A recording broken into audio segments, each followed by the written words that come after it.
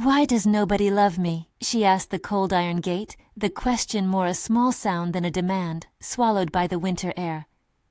Her breath came out in a white cloud that dissolved before it reached the lane. Snow rhymed the latch and ate the lines of her gloves. Milena pressed her mitten to the metal, as if she might read an answer in the frost. The gate did not answer. The town behind it had answered, in its quiet way, every door she had knocked on that day. A polite shake of a head, a pitying look, a bed so narrow she could hardly fit, a rumor not yet formed, but felt like a draught along her spine. She had come to Double Creek because it was a place with animals and with work, because farmers still paid in labor and leftovers, and because the winter made houses plain. You either needed hands to fix what the cold would break, or you let the cold break you. She had a small pack, a threadbare coat handed down by someone on the bus, a heart full of small, precise purposes: mend, sweep, milk, listen, and a hollow that asked the same question whenever she thought she might belong. Why does nobody love me? The ranch gate protested as she eased it open, a metallic groan that seemed too loud in the hollow of the night. Straw smelled of hay and old animals warmed the barn beyond, a dry sweetness that promised shelter. From inside came the faint, ragged sound of a calf. It was the sound that pulled her forward faster than any plan she had made for the town. A thin, urgent wail, like a child who had been left to find its own wits. Milena did not think. She moved with a speed and tenderness that belonged to hands raised on work. She ducked under the sagging roof, skirted between a leaning bale and a rusted plow, and found the animal curled in a shadow, ribs showing through wet hair, breath like small stones in its chest. The calf's eyes were glassed over, a film masking what should have been a curious, alarmed brown. Frost freckled the whiskers around its nose. She knelt on the damp hay and felt the cold bite through her jeans, but the barn's stillness took away the sting.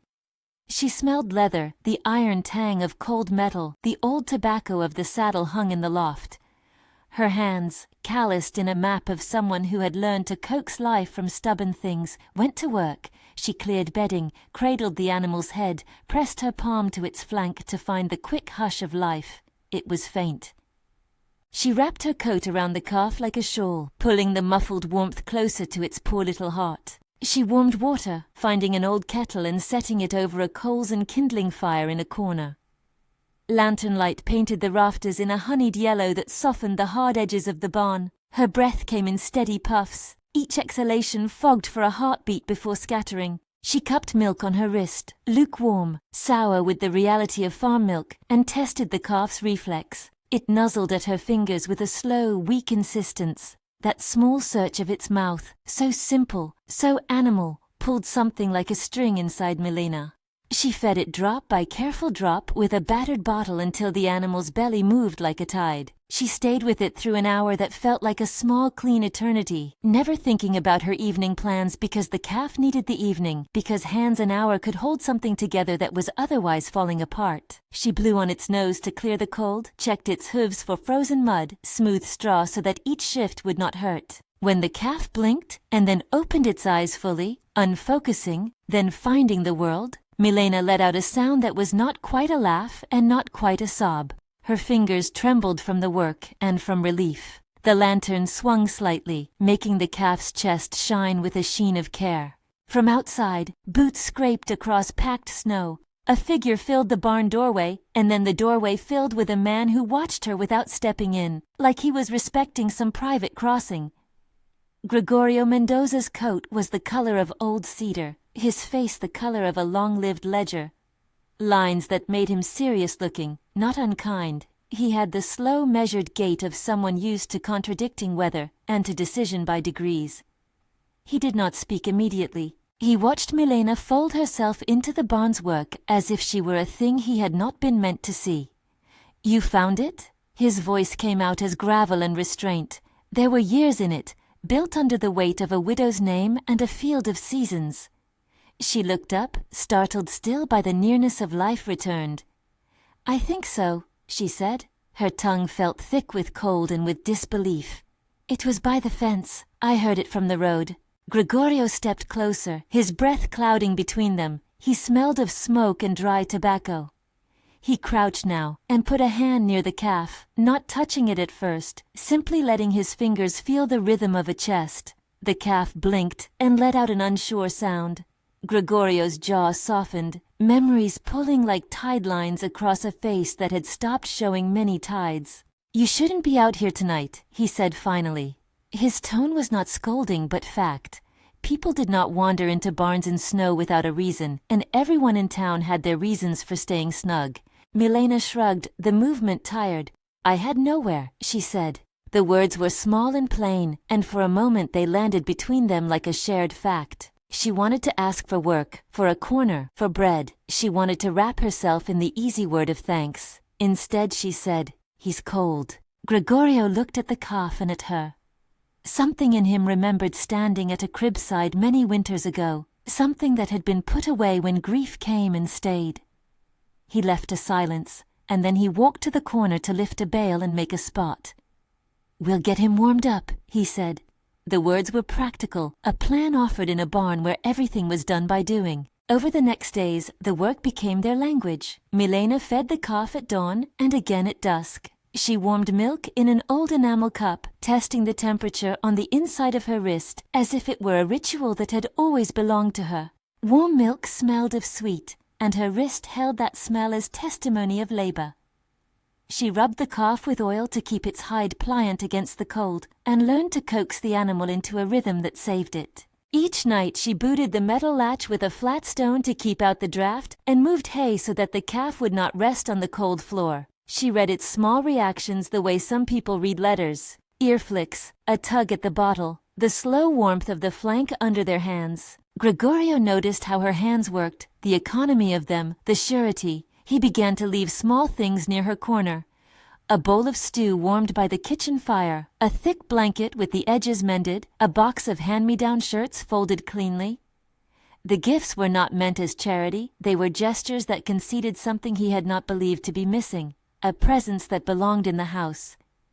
His wife's things were still around like a set of instructions he had never quite learned to ignore. In giving, he seemed to remember how she used to set a place at the table, how she would have rearranged the world to make a stranger feel less alone. He did not say this, he did not have to.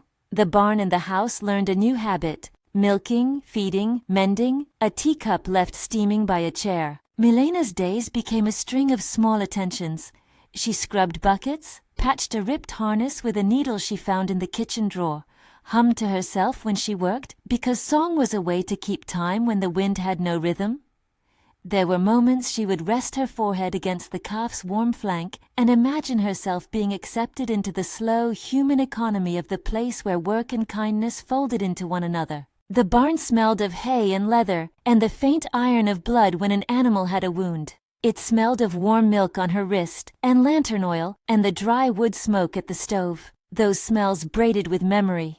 Her mother making tortillas over a small flame, hands that had tied a small scarf around a newborn's head. Each memory slid into the next like a soft stitch. Her identity was not a slogan she could wear at the ranch gate. It was the sum of what she could hold in her hands when the heat was low and the wind was loud. Word, in a town like theirs, traveled the way a creek finds a fault in stone, quietly at first, then certain. It was Benito who first passed it along, a man whose job seemed to be to carry news like letters on a rope, exchanging details like gossip for coffee. He had seen Milena hang a towel to dry, and the calf's head poking out of the barn, and he carried that small scene to the store where Señora Herrera stitched a bifurcated frown over scraps of cloth. Señora Herrera was the sort of woman whose eyes measured people's worth like one measures embroidery, minute by minute. She did not shout. She placed her opinions like pins in a cushion, neat and sharp. She had not said anything violent about Milena, no venom spilled in that way, but she tightened her lips when Benito mentioned a woman sleeping in Gregorio's house. Others swept the topic into the corners of their lives, tugging threads to see if it would snag something better.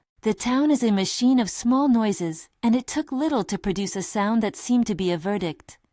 Milena heard nothing of this at first. She was busy with work that did not allow rumor to shadow her hands. She nursed the calf back into a hunger that resembled health. Its eyes brightened, its legs found their balance. It would, after a week, stand and walk stiff-legged toward the gate when she appeared with the pail. The calf's recovery was slow and notable. People slowed in their cars to look at how a creature that had been inches from death now stood and shook the winter from itself like a dog. One night, after Gregorio had left a bowl of stew and a worn blanket by her corner, Milena ate in the quiet of that corner, lantern light against the rafters, the calves breathing a small metronome. The question she had asked the gate echoed in her mind, less the accusation than the ache. She told herself she did not need love, only work and a place to sleep. Yet love, she was learning, arrived wearing many faces. Some were bowls of stew, some were a blanket folded across a chair, some were a hand that did not ask for a reason to keep you. There was a first fragile exchange between them that evening by the newborn calf. Gregorio came out to move the barn's latch and found her there with a cup of milk cooling in her hands. He did not sit immediately. He stood just inside the dim circle of light and watched how she rocked the bottle through the calf's tufted nose. "You could have asked for help sooner," he said, trying a tone that would be both reproach and understanding. His voice shook slightly. It surprised him. "I did not want to be a bother," she answered. It was true. She had learned to make herself small because people often preferred smallness to the messy business of someone who needed time and patience. "And I did not think anyone would listen." Gregorio's eyes softened, as if he recognized something in her that refused neat categories. He set down a tin cup and said, without ceremony, "Then don't go making yourself smaller here. We have work." The words were an offering that should have been ordinary. They felt, to Milena, like light finding the seam of a blanket, precisely placed, warming the place that needed it. She folded her hands around the cup. Warmth seeped into her skin and moved up through her, a small human heat that steadied her. At that point, the story needed an audience to lean into it. If this scene moved you, keep watching. It only gets more powerful.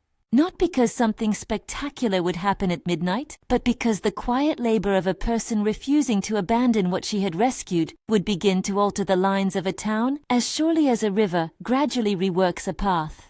Gregorio stopped leaving notes at her corner. He brought once a scarred chest of clothes from the back of his closet, his wife's sweaters and shirts, folded and smelling faintly of lavender, because there are certain kinds of help that resemble a family's announced consent. Milena accepted them with hands that trembled. She put a sweater over her shoulders and felt as if a small door inside her, one that had been shut for years, had been left ajar. They did not speak much beyond the work. Conversations in the house were stitches of memory and the careful arrangement of the day. Feed the calf, check the fence, mend the harness, mend the coat. Gregorio would stand at the stove and tell her about the weather, as if charting it might make grief steadier, and she would tell him small things about the past she could offer without asking for pity. Once he spoke of his wife, in a voice that found the rhythm of remembrance, not long stories but lines, each a hinge. "One winter like this," he said, "I thought the house was going to hold us forever, sturdy as cedar and stubborn as a mule. And then, Milena prompted gently, an invitation without pressure. "And then some things leave." He swallowed. Barnlight carved his face into planes. "You learn to keep the harvest and the silence in separate bins." In separate bins. Milena smiled at the image, the absurdity of packing silence like a can of beans. She imagined herself learning to sort her own bins, to place grief and hope in containers that did not leak into one another. The calf made a small noise as if in approval. As winter deepened, the rhythm of the ranch anchored her. She held mornings where she fed first the calf and then the horses, the smell of oats and the clink of metal on pail keeping count like a clock. She would press her hands into a horse's flank, feeling the warmth there, and think, with a clarity born of labor, that kindness was not always spoken, but could be lived in muscle memory. The calf, too, began to trust the hand that warmed its milk and the presence that soothed. It learned to follow her to the gate and stand with a patient, ridiculous dignity. A small life that had been given another chance by a woman who had no guarantee she would be given one herself. People noticed. Children waved at the calf. An old neighbor, Viejo Flores, passed the ranch and tipped his hat, eyes softening in a way that made Milena's chest swell with a feeling close to belonging. He did not say much, just a nod, but in his nod was a soft, unspoken permission for her to exist in that place, like a small license. These small acts accumulated like pennies in a jar. Alone they were not much, but together they meant you could keep warm through frost. Still, The town remembered how it had been quick to look away. Rumor rounded back on itself and gathered strength where people gathered. The same hands that offered a plate at the gate sometimes turned to whisper. Senora Herrera's tight commentaries found sympathetic fans at the post office and the feed store where gossip fermented. The rumor was never framed in ugly words at first. It spread as a question, a tilt of the head, an eyebrow raised enough to make a mountain of a molehill. What is a stranger doing in Gregorio Mendoza's house? Who gives her food? Who allows a woman to sleep within the walls that once belonged to another? Milena herself would have been the last to inflate the small talk into something larger. But she had grown wary of attention. She had learned that even kindness could be edged with suspicion in a place where lineage and property and memory were tightly braided. A look could tighten into a measurement. An offer could be catalogued as debt. She thought of how love was often priced in the ledger of who received what and who owed whom, and how easily a town could read a woman's presence as either charity or hazard. One morning she went into town to buy thread and a needle from the feed store. The bell above the door jingled a thin, tired note as she stepped inside. People turned, a study of small faces, the butcher at the counter, two men in coveralls discussing the price of hay, Senora Herrera arranging bolts of cloth with a careful hand. The calf's recovery had become local fact, and in that moment, Milena felt the space between her and everyone else like a cold shelf. She paid for her thread. The shopkeeper's change was handed back with a polite, mechanical smile. She noticed Benito leaning against the post office door, chatting with a woman who had the sharp, narrow gaze she associated with judgment. Their eyes flicked to her and then away. She felt it, the town folding comments into its everyday, turning her into a story scaffolded by gaps. She left before the murmurs could gather shape into accusations, before someone could shape her closeness with Gregorio into a rumor that would line up the town against her. That afternoon, she found a letter tucked under the barn door. A scrap of paper with a neat hand, no signature, the kind of note that could be meant to warn or to inform.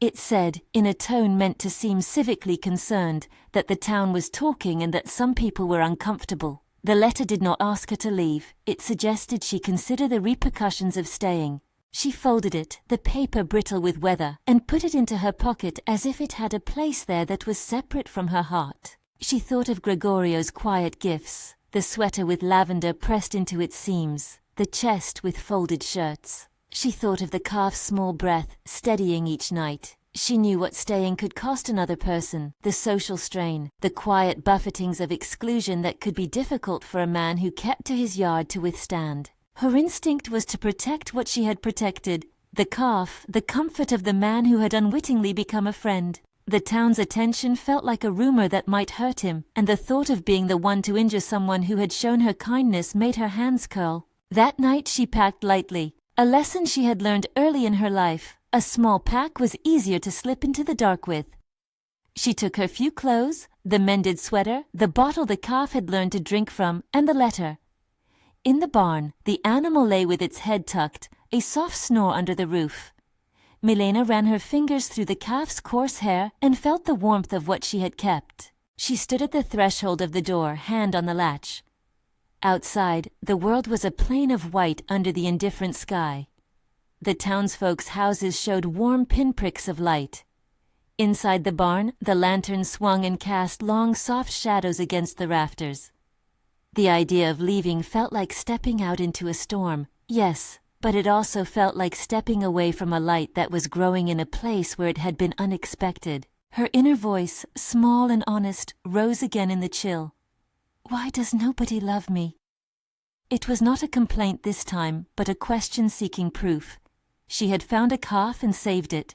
She had mended a harness and warmed milk on her wrist. She had been given a sweater that smelled of lavender and a corner to fold into at the house. These were hands of love, practical and unornamented, and yet the town's eyes would not stop measuring. She imagined the scene, leaving in the night, the gate closing softly behind her.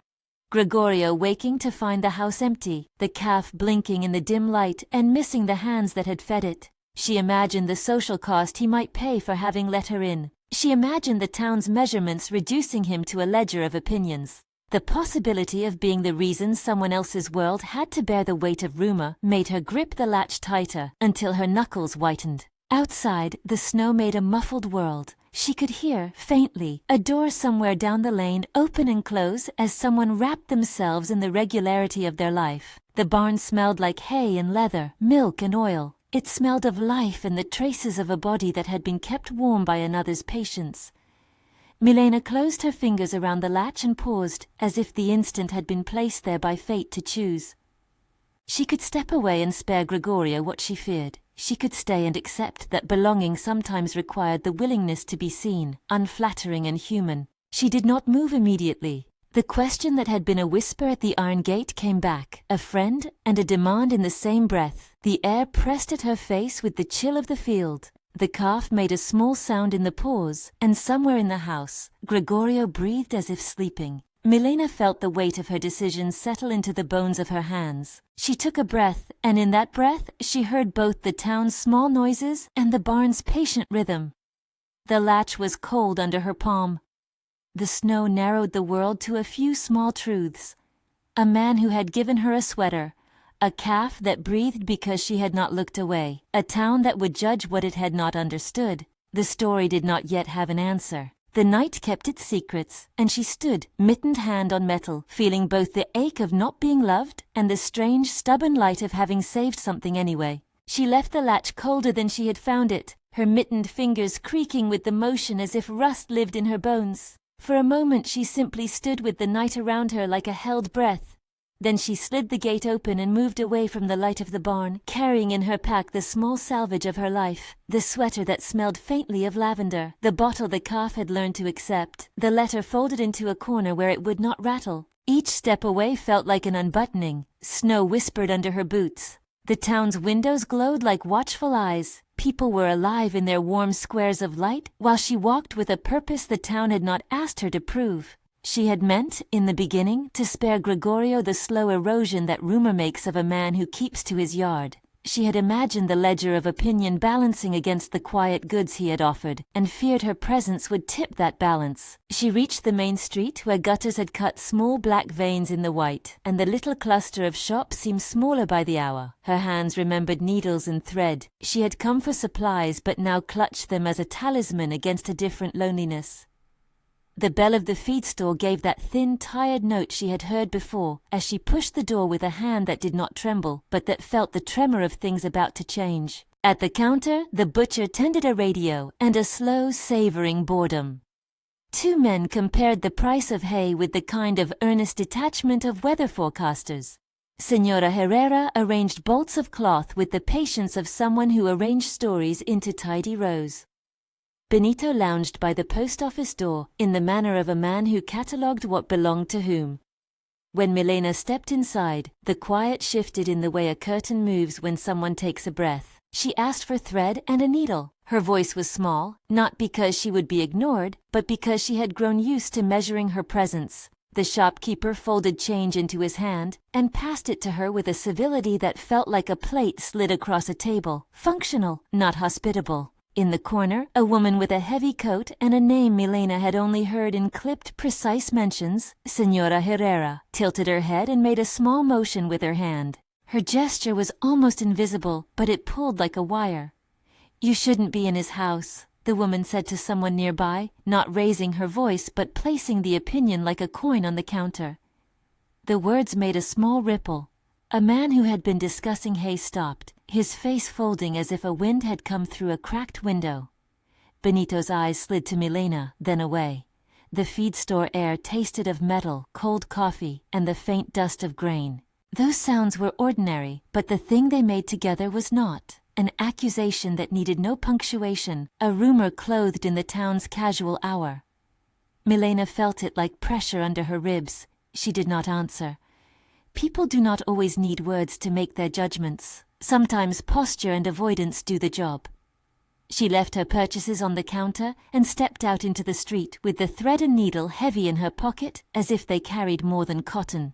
By the time she had walked to the edge of town, a smear of paper had already been folded and passed like a small, polite disease. The post office bulletin board carried a neat hand-lettered note, no signature, that recommended cautious distance for the sake of propriety. It had been tacked there with a thumbscrew of social pressure, and someone had read it aloud at the diner, and at the church steps, and again in the hollow between the feed store and the hardware. Rumor loves a place that echoes. She thought of leaving then the way one thinks of stepping off a dock, necessary to keep from being the cause of someone else's impossible choices.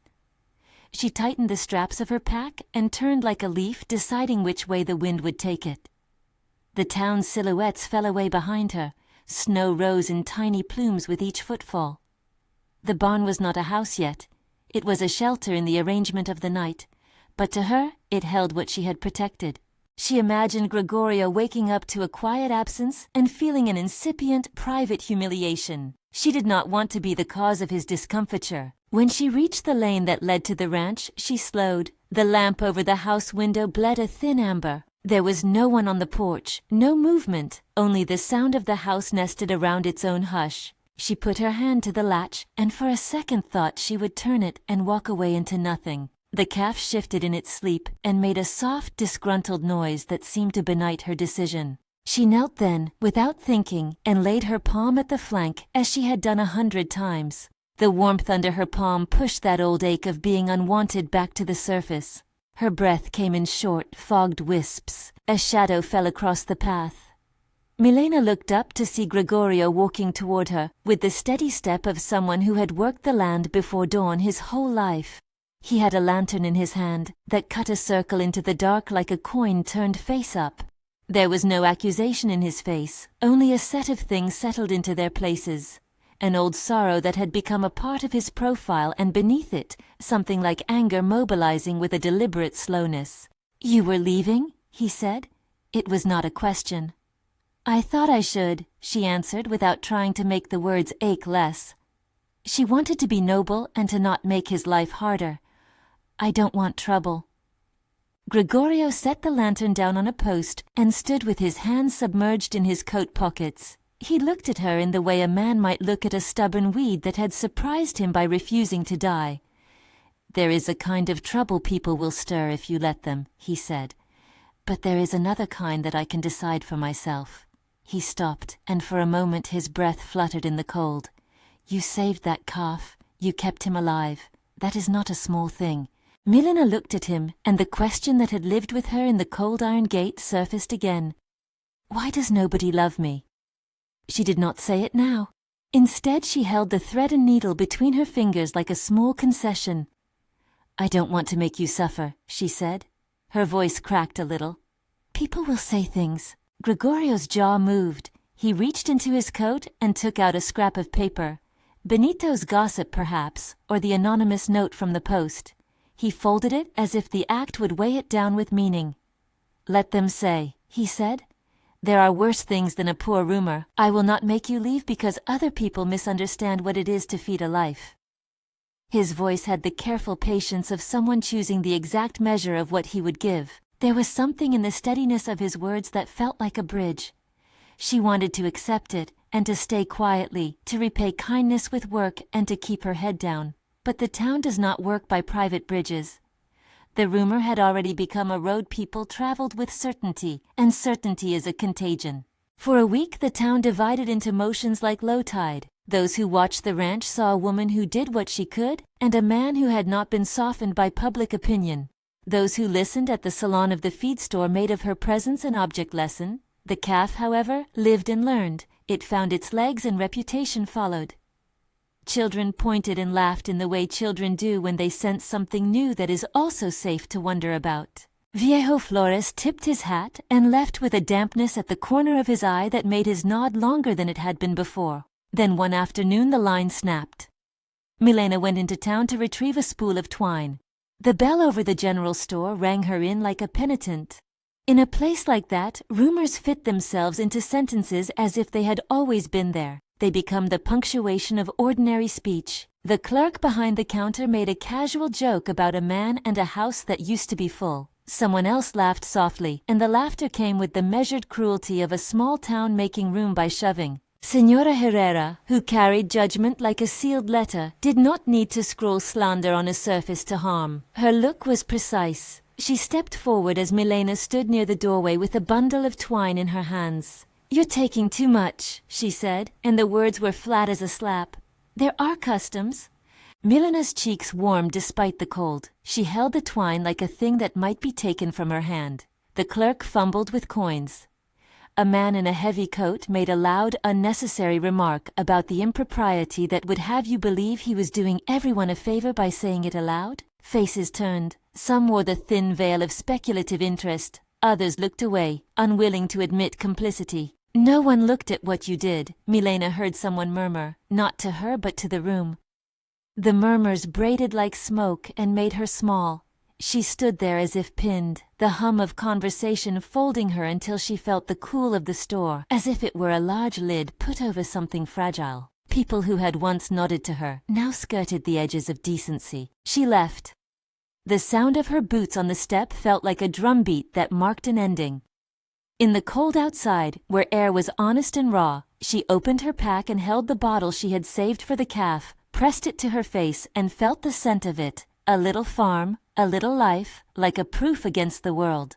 Her hands shook, not from cold, but from an anger that tasted like salt, and a sadness that wanted to be private. She moved toward the ranch with the purpose of leaving for good. The thought of being the cause of someone else's trouble, of forming a wedge in the wooden fence of a quiet life, had become too heavy. She imagined shutting the gate behind her and walking toward a place her name did not need to be measured.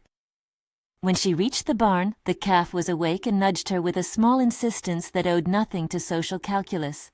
It needed the woman who had not turned away. She could not leave that alone. Gregorio found her before she could slip from the property. He had been at the hardware in town when he heard the story, when the town's tongue had shaped her into wrongness and made a spectacle of nothing. He had come back early, and his face now registered a series of choices, each a small act of defiance against the comfortable, unanalyzed things people say. He had in his hand a folded scrap of paper, a note that he might have penned in his own stead, a thing that matched the smallness of the town's meanness with a larger answer.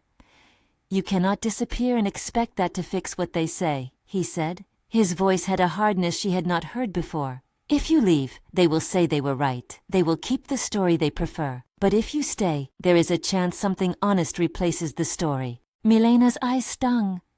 "They will make you pay," she said. "They will measure you against the life you had.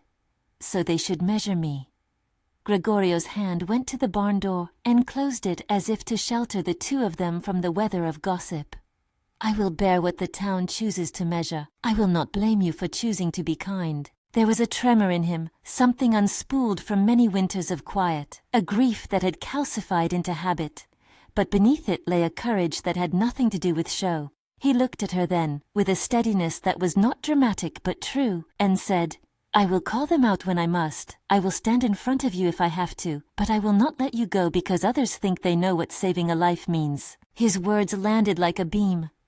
They did not sweep away the rumor, they changed the boundary. She would not be a private consolation of a man who had been a widow. She would be seen, and that seeing would be public. There was risk in that.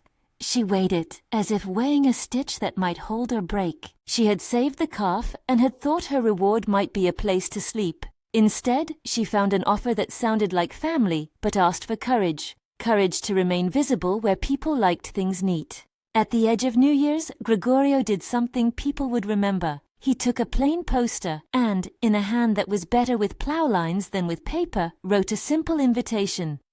"Community Hall, New Year's Gathering. Join us to share food. Remarks at 8. Gregorio Mendoza." He folded it as one folds the lid of a box and placed it on the bulletin board where all the town's small pronouncements lived. Some people saw it as a curious thing, and others as a declaration. A poster at the center of town was not the same as words at the feed store. This was an open invitation. In putting the invitation on the board, he had done what the town's gossip did not do. He had chosen to bring the private into public so that the public might have to answer to it. The hall that night was a small room with creaking floorboards and a stove that made the air smell like cedar and roast. Lanterns hung from the rafters and cast amber pools across the faces of neighbors who came in with pots in their hands and with the duties of polite attendance. Children clung to the hems of coats, and the town's usual divisions sat like small islands around tables. The calf had not been invited. Animals and halls do not mix. but people brought dishes, and a ribbon of music began low, a fiddled tune that tried to make merriment of a night that held other things.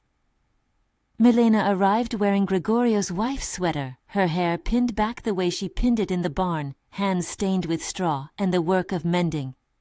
She felt like a thing set on a table to be examined. The sound of people's forks on plates made a steady percussion. The town watched. Gregorio stood when the coffee cups had been cleared and the last child had been coaxed quieter. His voice was not the kind that sought applause. Instead, it paced the room like a man stepping through a field he had plowed before. He said plainly, "I asked you here because there is something the town should know." He told the story simply, the way people tell their stock of winter tales. There was a calf found by the fence, half frozen, and a woman, stranger to us, who came and did the work that needed doing. He told of the nights the woman sat up and spilled warm milk on her wrist to test its temperature, of the hands that rubbed the animal's flank, and the small stubborn rhythm that coaxed life back. He named details: lukewarm milk cupped on a wrist, the smell of hay and oil, the lantern's halo on the rafters, those small things that make a story feel true. When he finished, he did not beg for anyone's applause.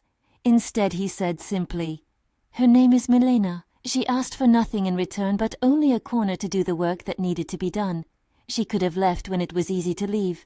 She could have let the calf die or watched it from the road. She did not."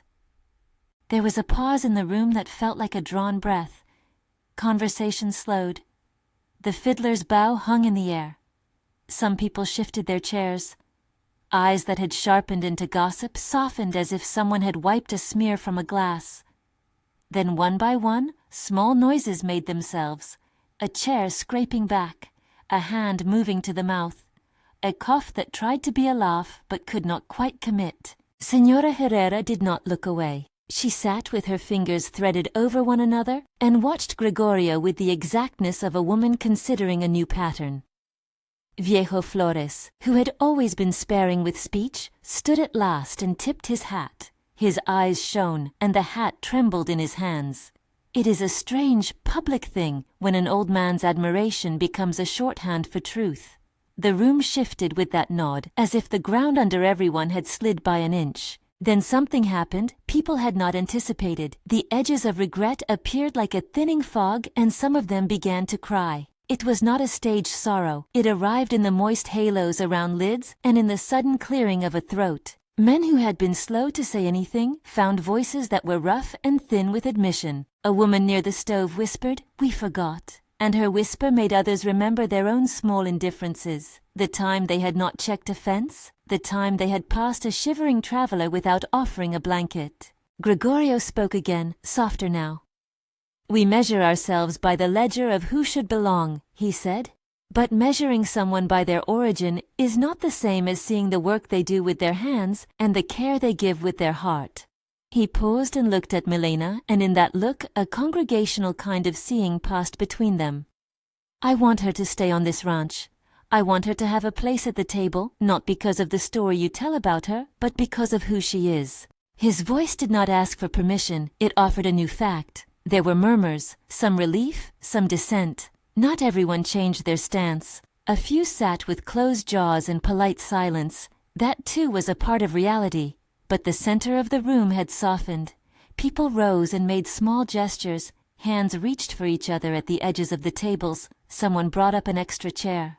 A woman cried with a hand pressed to her mouth as if she had just learned she could have acted differently and felt the ache of that lesson. When the event ended, some of the townspeople came by the ranch with pots and gifts in tow. Viejo Flores brought a jar of pickles he had preserved with brown sugar and lime. Someone else a blanket with a crude floral pattern but thick. The gifts were small and human. They were not a conversion. They were an attempt to correct something fragile and wrong. Señora Herrera did not offer a public apology. She stayed in her seat and left at last, in that manner of measured retreat that is also an answer. Her expression was not undone so much as rearranged. People do not always change in the neat arcs a story asks for.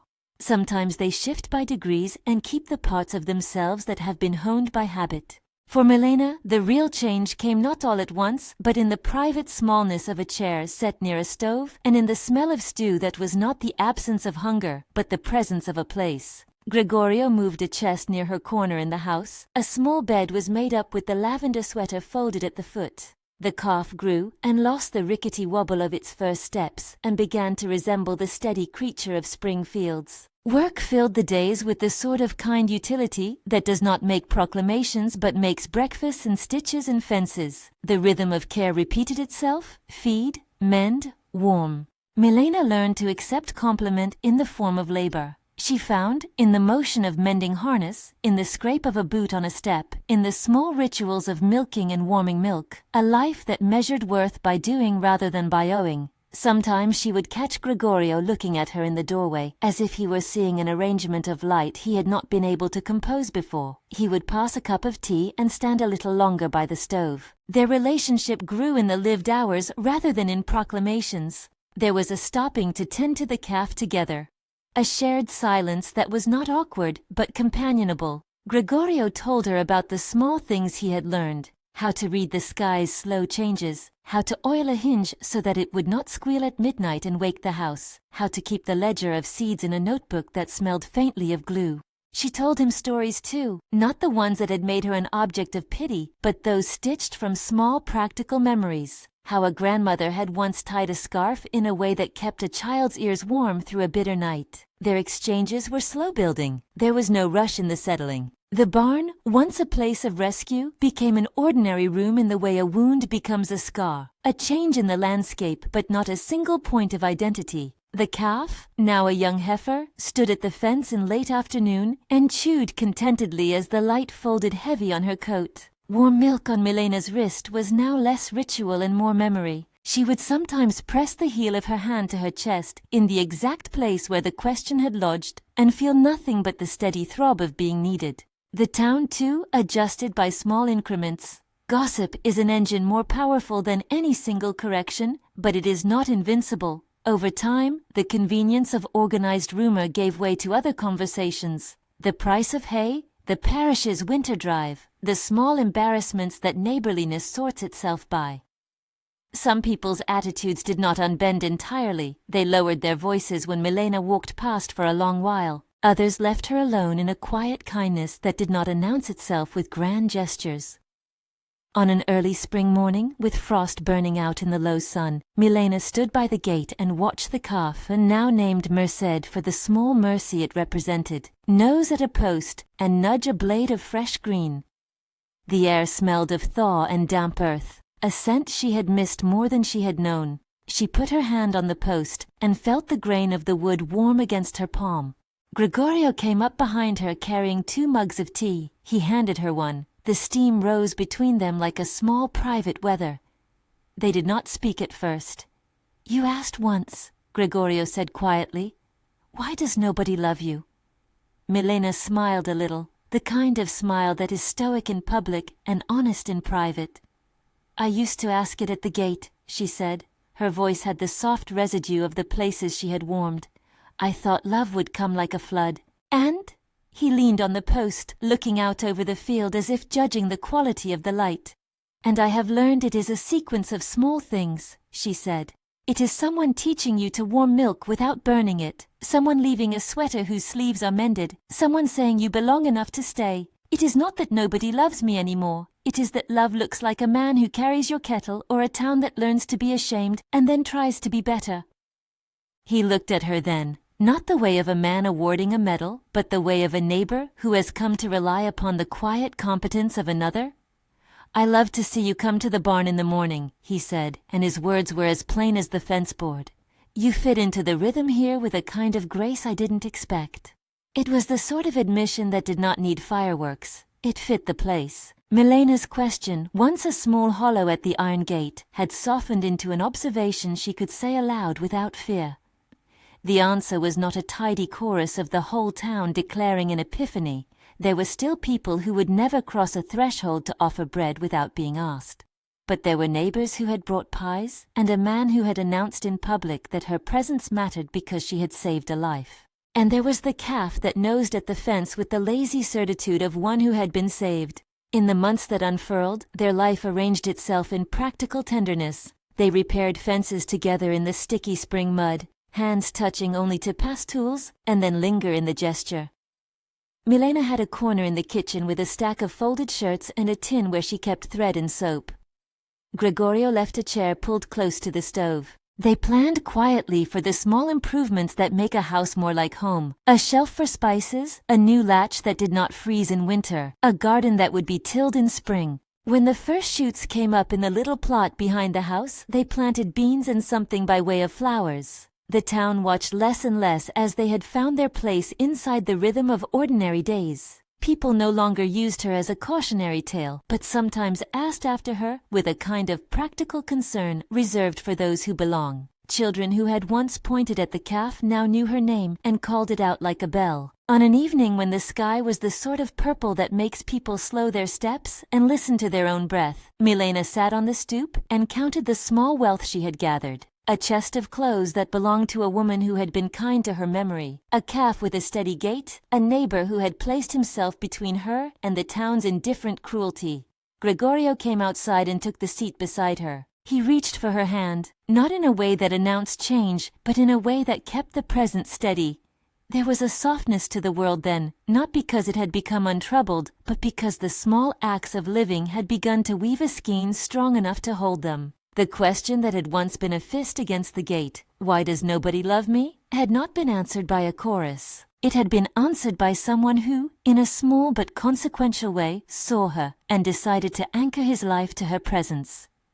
It had been answered by those who came, awkwardly perhaps, to put food on a table and to say, in the best language they had, "We are sorry, and we will try to be different." Milena pressed her thumb against a scab on her hand, the mark of mending, and considered the breadth of what had happened. Not everyone had changed, but change does not have to convert every stone to make a river run new. The town, in its own glacial way, had shifted course. As night settled and stars opened like pinpricks, she rested her head against Gregorio's shoulder and felt, for the first time in a long while, the truth of belonging settle into her chest. She did not think she had been loved by everyone at once. She only knew that she had been seen, defended, and given a place. That kind of reply was enough. It was neighborly, stubborn, and real. It was the slow accumulation of small mercies that together made a life worth staying for. If this story touched you, consider sharing it with someone who needs to know they are not alone.